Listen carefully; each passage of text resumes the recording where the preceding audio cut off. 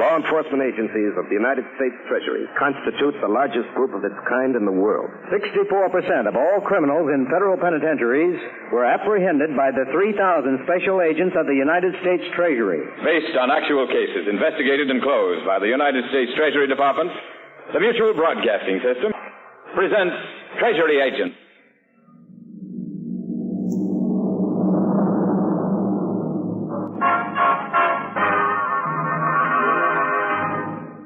United States Treasury Enforcement Agency. Secret Service. Protects our president. Protects our money and securities from counterfeiting.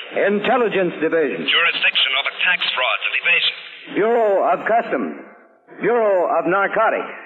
Alcohol and Tobacco Tax Division. Coast Guard. Crimes committed on the high seas. United States Treasury, largest group of law enforcement agencies in the world.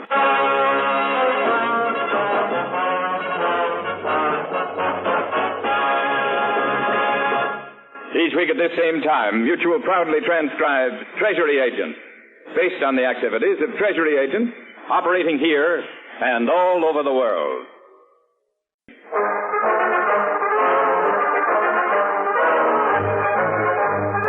And now, Treasury Agents and Treasury Agent Joe Lincoln. I often wonder if the real menace of counterfeiting money is fully understood.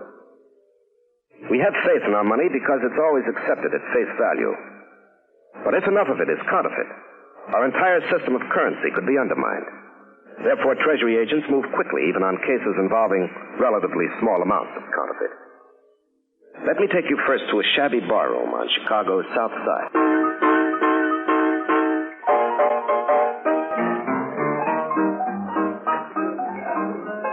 Hey, boss. Yeah. Look at this. Yeah? $20 bill. No kidding, Murphy.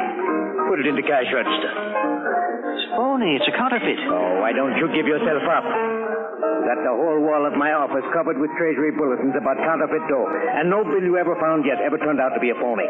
Get back behind the bar. But it's important, Mr. Schmidt. I tell you it's important. I studied it up in a Treasury pamphlet called Know Your Money, and it's important. Murphy, I'm not calling the cops for you again. Now get back there behind the bar, Murphy, or I'll stick my finger in your eye. Go on. Okay, but someday you're going to be sorry, boss.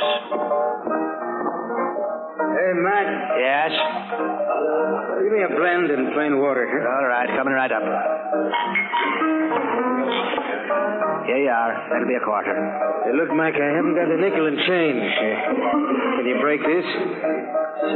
20. Can you break it? Well, I'll have to ask the boss if he's got change. Just a second. Boss. Hey, boss. Yeah. Well, here's another one, boss. Another 20. And it don't look right to me. Murphy, what did I tell you? Mr. Schmidt, look at them bulletins, then look at this bill. It's from the same guy that gave me the first one. The guy unloads 2 here in half an hour. Murphy, I said for you to stay behind the bar or I'll stick my finger in your eye. Please, let me phone the cops, boss. Quick, while the guy is still here. Ah, if you didn't make such good drinks, I'd fire you, Murphy. All right, go ahead, call.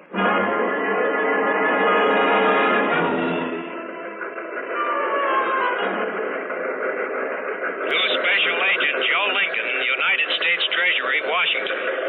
TT forwarded from Agent Spencer, District Office, Chicago. 2 counterfeit $20 bills located in Southside Tavern. May be part of large counterfeit passing operation. Request your assistance in pursuing investigation further.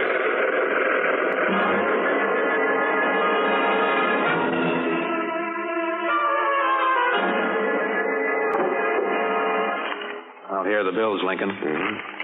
Take a look, Al. Yeah. Yeah. Andrew Jackson is a little cross-eyed. What? You see, Spencer? These bills were made by Lustig. Count Victor Lustig? Mm-hmm. We put him in jail years ago. Yes, Al, and destroyed the place, but every once in a while, bills made from them show up. They catch the passer. Well, he got jumpy when the bartender went to the back of the place, but we've got a description of him. Spencer, you reported he came back to that same bar twice inside of half an hour. Odd, isn't it? We figure he must have been working the bars regularly and forgot he'd been in that one before. Let's talk to that bartender.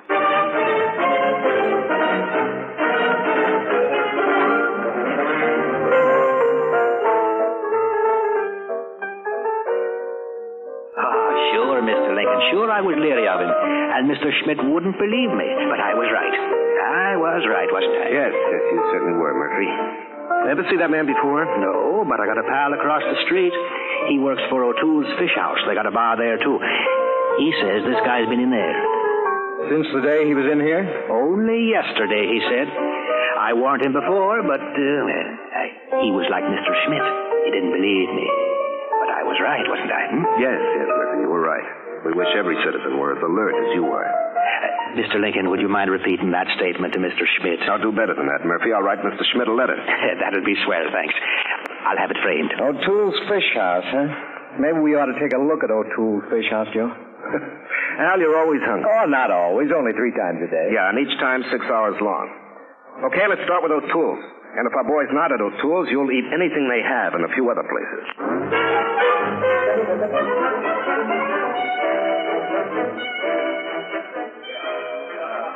Joe, this is the 4th place we've been in. I've eaten fish in O'Toole, gung, fugung, and chinlows, apple pie and coffee at Gurgio's Southside Garden, family cuisine especially. I can't eat anymore, not for an hour anyway. Hold it up. That's it. Yes? Brown top coat, scraggly brown mustache, a drooping left eye. Take a look at that boy who just came in. At the bar? Mm-hmm. I'm paying for a drink with a 20. Take him in for questioning, Joe? Yeah. You on his right, Spencer, me on his left. Al behind him. Let's go.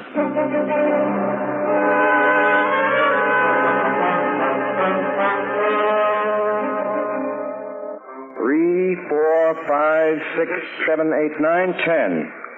10 $20 bills in his wallet. All counterfeit, Joe. Plus 3 is spent, Hanson. Do you have any more? No. Where'd you get these? From a guy. You know, Hanson, there's something beautiful about truth. Ever notice it? How'd I know they were phony? I'm just as sore as you are. You look furious. You remember the man who gave you at least $260 in counterfeit 20s? No, I don't. Well, do people give you a roll of 20s so often you forget their faces? I remember his face all right, but I didn't know him. A perfect stranger came up to you and said, Luke, old man, here's a present, and walked away. Try again, Luke. I didn't know the guy. He was a bookie. He paid me off.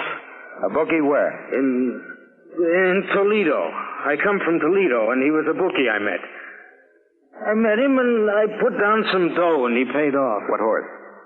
Mister, how do I know? Horse players never forget a horse that paid off. What horse?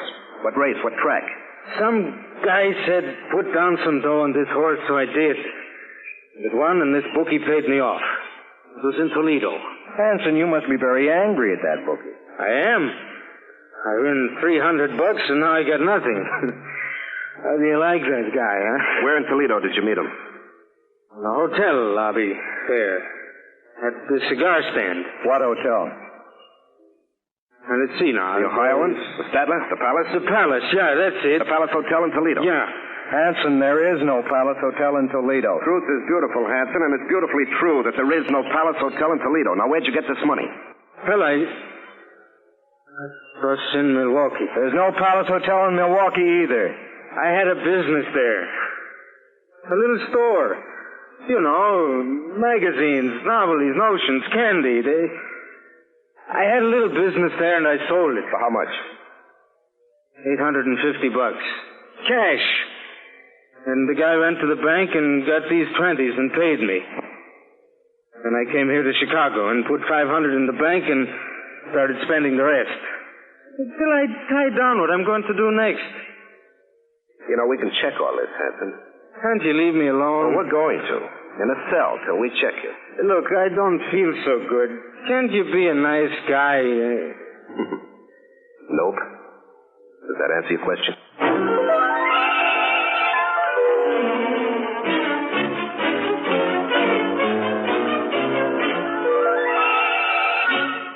Luke Hanson, alias Gibney, alias Ross, alias Jones, alias Simpson. And here's his picture, Joe. From Washington? Yeah, formerly operated with Count Victor Lustig. Convicted once for passing counterfeits, served a year and a half, released 6 months ago. Al, listen to this from the chief's letter. We've compared the bills you sent from Chicago with bills made from Lustig's counterfeit plates, and it's clear both sets were made from the same plate. Regards and so forth. This means there's more of that old Lustig money around than we thought. Now some of his old cronies are busy getting rid of it. Al, it looks as if I'm going into the market for that counterfeit. I'll go undercover and pass the word around that Joe Morgan is looking for a buy.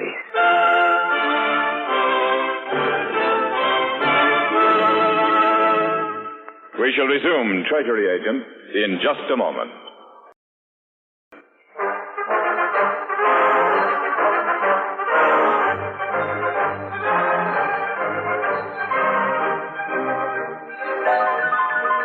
And now we resume, Treasury Agent.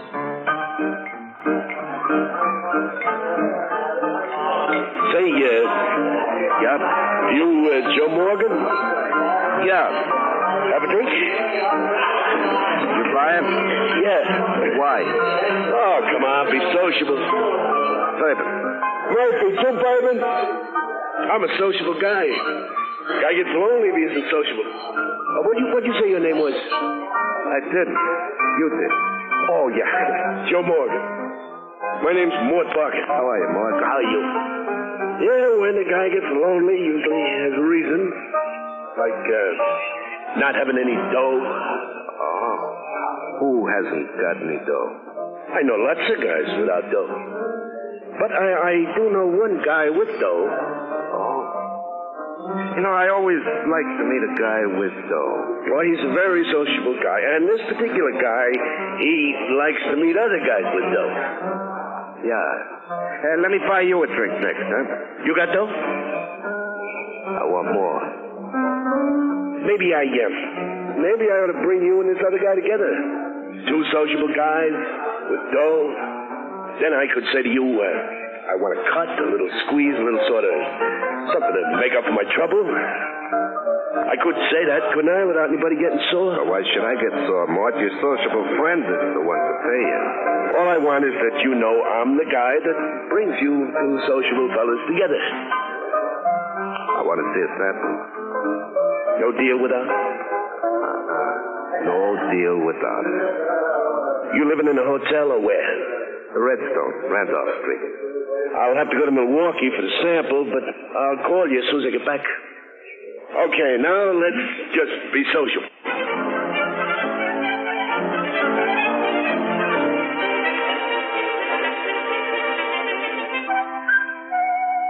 There she is, Joe. Pretty, ain't it? Well, a $100 bill is always pretty. You interested? Oh, what good is one to me? I need more. My sociable friend's got 133 more bills like this. All hundreds, Morty? Nothing smaller? No, not anymore. 133 $100 bills comes to $13,300. How much you want? My sociable friend says $5,000. Here's your sample, Mort. So Oh, long. now look, Joe. See notes are hard to get rid of again. For $3,000 is plenty. Joe, give us a break. Make it $4,000. Hey, what are you doing? Writing down the serial number of your sample bill. What's the gag? Well, the rest of the bills have following serial numbers, don't they? I want to make sure I get the right batch. Now what happens? I got to go back to Milwaukee, see my sociable friend, and close the deal. Mort, I could save you all this traveling. Yeah? Yeah, I could meet you in Milwaukee. Say, the Green Hotel? Yeah. Yeah, that'll be swell. All right, I'll meet you there in 2 days, say, and we'll close up. Oh, and Mort. Yeah.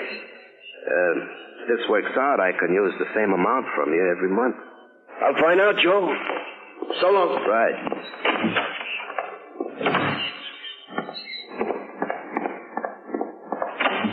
Well, I got it all through the connecting door, Joe. good. Now, this afternoon we'll fix 4,000 in marked bills. And then tonight, Milwaukee and the Green Hotel.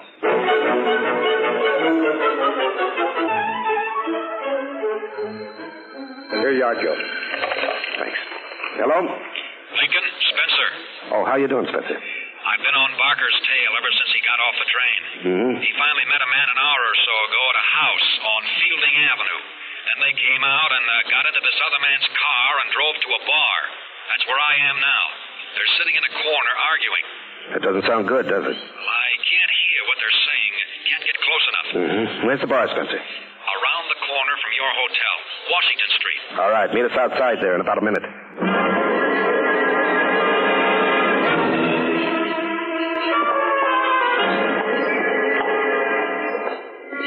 Lincoln?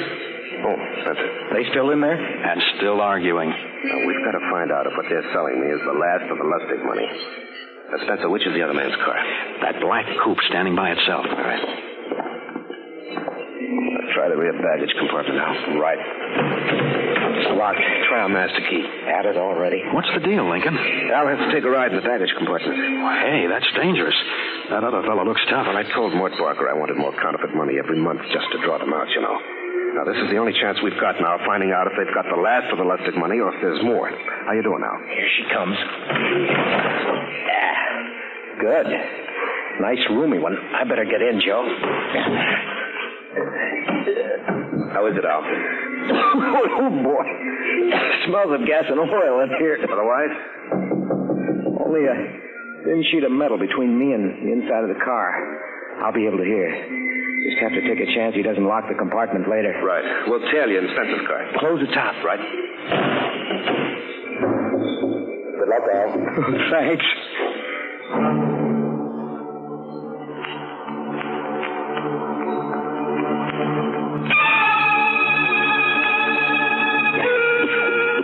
Get in the car, Mort. We'll go back to my joint. I got some beer in the refrigerator. Swell.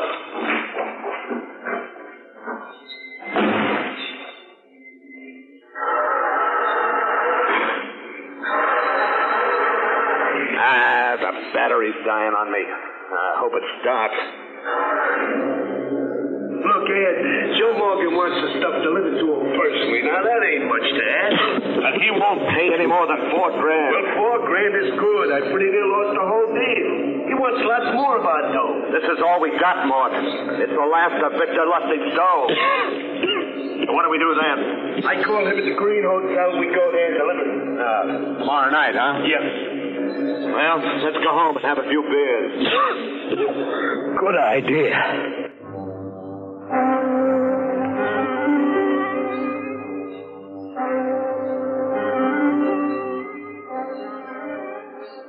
Okay, Mort. Yep. Hey, you left the engine running, huh? Yeah. I gotta recharge the battery. Well, you better lock the garage door. Somebody will steal his crate. Yeah, just a second.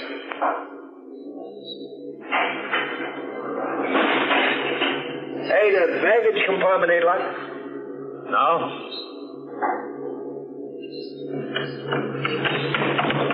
Hey, that's funny. So I'll lock it. Yeah. Come on, let's go.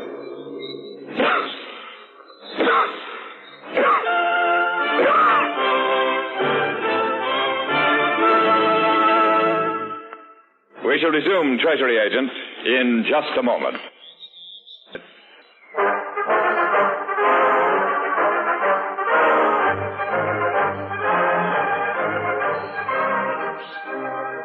And now we resume, Treasury Agent. Joe, how long did you want to wait here? Oh, we've got to give Al time to come out of the garage. Hey, wait a minute. Maybe he can't. We better look, hadn't we? The only light I see in the house is in back. The kitchen, I guess it is. Right, let's go. We'll bring that jackhammer. Okay. Hold it. The engine's still running in there. Easy, Lincoln. They'll hear us. Al's in there. Must have been locked in. Come on, let's have that jackhammer. Yep. All right, push the door, Spencer. Right. Easy now. Yeah, okay. Oh, smell that exhaust. Let's get the compartment open. Okay.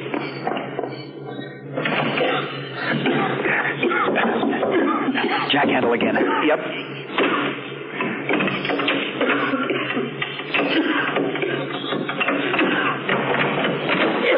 It's okay, Al. Put away the gun. Oh, Joe. Joe, it is the last of the Victor Lustig counterfeit. We're pretty near the last of me. Yeah, I know. Spencer, you fix up the car in the garage so they won't know anything happened. Then come to the hotel. Al needs a doctor.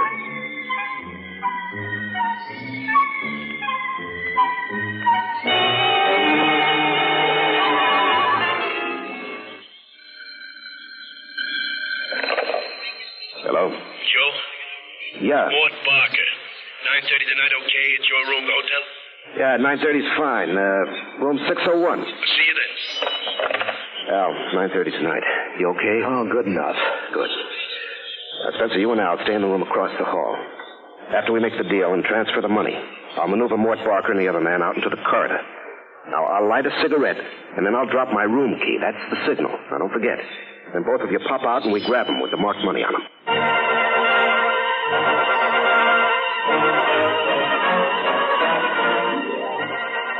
Okay, Mort. Counts out okay. 13,300. Yeah. And Ed? Yeah, Mort. His $4,000 checks out okay, too. Swell. Let's go. Ed, I kind of like my friend Mort Barker here. I'd like to be sure he gets his cut. What do you care? I'd just soon have it now as later, Ed. Okay. How much is 12% of $4,000? $480. 20, 40, 60. Here you are, Mort. 480. Thanks. Well, Joe, so long. Mort, you always said Ed was a sociable guy. How about the three of us having a sociable drink downstairs, huh? Hey, let's do that, Ed. I don't mind if I do. But Mort, don't you let me get a snootful like last night, huh? Last night? I got a snootful, that's all. Oh, we don't have to be that sociable. Just a second. I locked my door. There you are. Cigarette, Mort? Yeah, thanks. Ed? No. I want a drink. Light, Mort? Come on, will you? Well, I've got to light my cigarette. Can't do it walking, you know. Oh, here, drop my key. I get it. There it is. Oh, thanks. Let me get the cigarette lit. Oh, there goes my key. Are you nervous, Joe? Oh, me? You got a match, Mort? You guys take a week to light up, bud. All right, take it easy, Ed. We're in no hurry. I don't like to hang around places. Not now. Come on, let's go.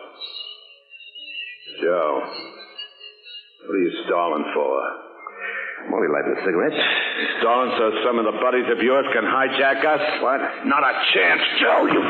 Ed, you got this all wrong. Slug 'em, you jerk. Let's beat it. Okay, cut it out, you guys. I told you, Mort. All right, both of your hands high. Joe, you all right? What is this, a hijack? United States Treasury. Treasury. Mort, you're lucky. All right, Spencer. In Ed's coat pocket, the marked money I paid him. Mort, why you... And in Mort Barker's wallet, $480, also marked. Here's a counterfeit I bought. Joe, you double-crossing. I thought you were a sociable guy. Al, what's the lead, you boys, in getting the signal? Oh, my fault. I suddenly got dizzy from those fumes again. Yeah, I know. It's rough work, Al. My jaw hurts a little, too. All right, come on, you two sociable characters. You're going where you can be sociable for a long time.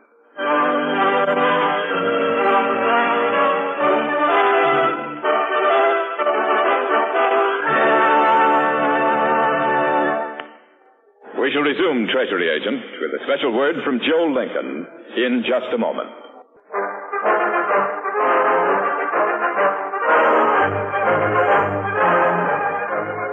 Now, here again, the Special Agent, Joe Lincoln. After that investigation, which almost cost the life of Special Agent Al Williams, we were able to report that the last of a once very dangerous store of counterfeit money had been found and would be destroyed. As you've seen, the case began with the help of an alert citizen. You can help, too, by reporting any suspicious-looking currency to your nearest police station or Treasury office. Next week, another Treasury Agent case.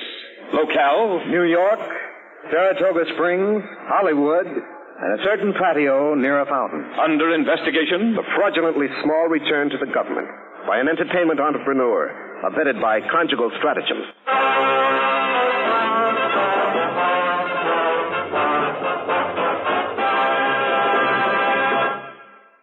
Treasury Agents, originated by Phillips Lord, was brought to you tonight on behalf of effective enforcement of our nation's laws by the Mutual Broadcasting System.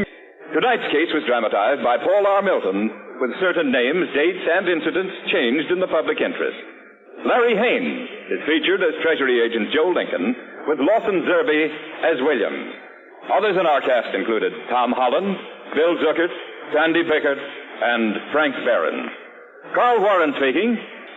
Treasury Agent is a special transcription produced and directed by Leonard L. Bass.